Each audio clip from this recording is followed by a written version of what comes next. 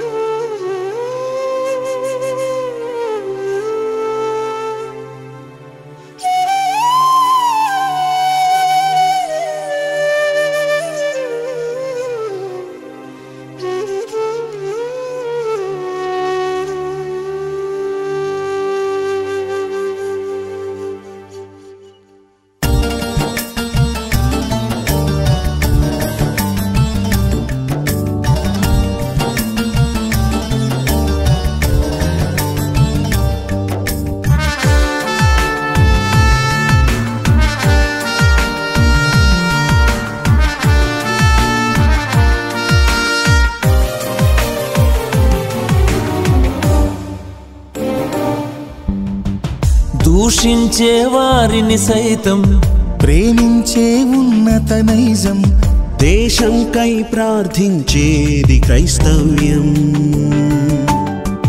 దూషించే వారిని సైతం ప్రేమించే ఉన్నత నైజం, దేశంకై ప్రార్థించేది క్రైస్తవ్యం. మతం కాదిది సన్మార్గం, క్రీస్తు నేర్పిన సౌశీల్యం.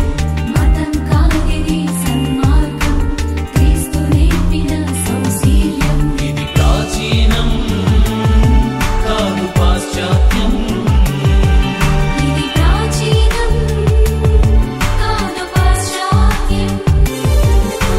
క్రైస్తవులం మేము భాగ్యవంతులం, ఏక మనసుతో దేవుని పని చేసేదం. క్రైస్తవులం మేము భాగ్యవంతులం, ఏక మనసుతో దేవుని పని చేసెదం. దూషించే వారిని సైతం ప్రేమించే ఉన్నత నైజం, దేశంకై ప్రార్థించేది క్రైస్తవ్యం.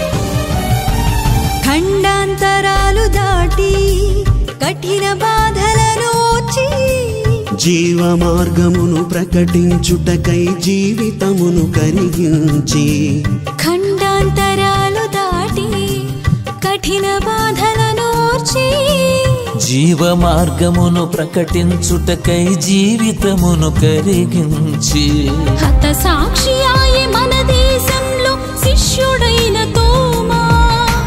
హత సాక్షి ఆయ మన దేశంలో శిష్యుడైన తోమా.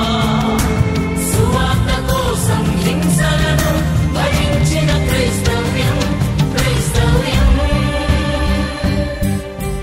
క్రైస్తవులం మేము భాగ్యవంతులం, ఏక మనసుతో దేవుని పని చేసెదం.